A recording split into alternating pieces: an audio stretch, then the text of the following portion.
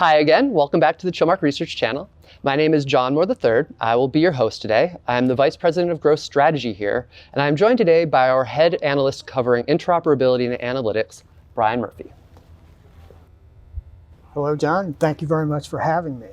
Before we jump into things though, please be sure to subscribe to our channel and click the bell button so that you receive notifications whenever we post new content. And if you like what you see here today, be sure to leave a like and leave a comment if you want to reach out to anyone on our team. Someone will follow up with you shortly.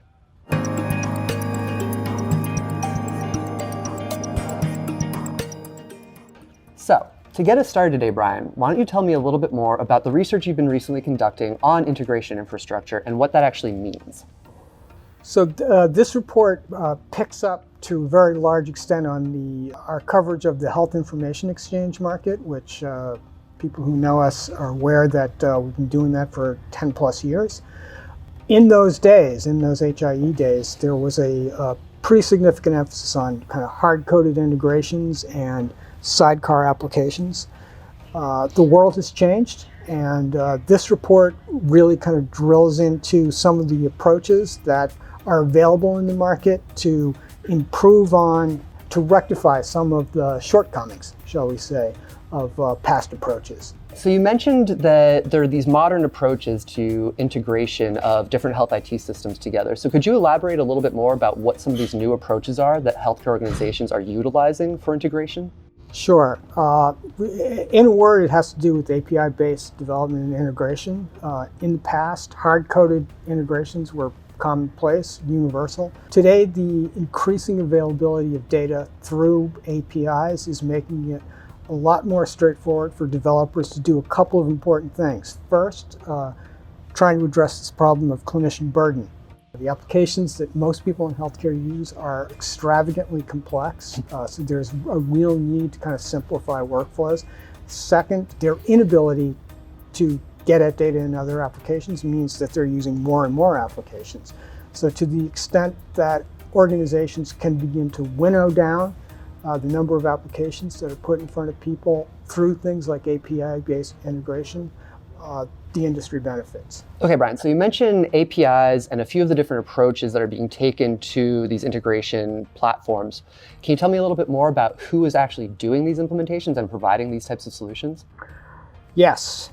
This report is a little bit different from our past reports. We've got three different categories of vendors. First, we've got the major EHR vendors. They are central to this entire story.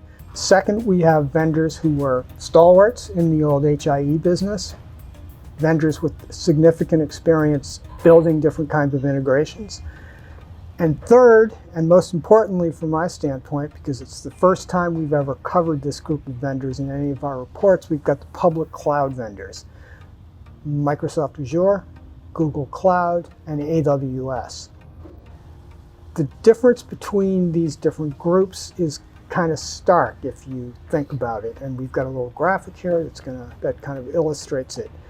In order to kind of pull off making an impact on this problem, a vendor needs both healthcare experience and good development and integration tools. So the public cloud vendors have got development and integration clocked for the most part. The rest of our vendors are healthcare experts. It sounds like there are a lot of great new platforms and opportunities for healthcare organizations to rethink the core of their technology platforms to allow better data flow and greater integration across these different platforms. So other than that, there's these new opportunities. What is another key takeaway that you have gleaned from this research you've been conducting? I think one of the most significant developments over the last couple of years is the emergence of vendors who deliver integrations as a managed service.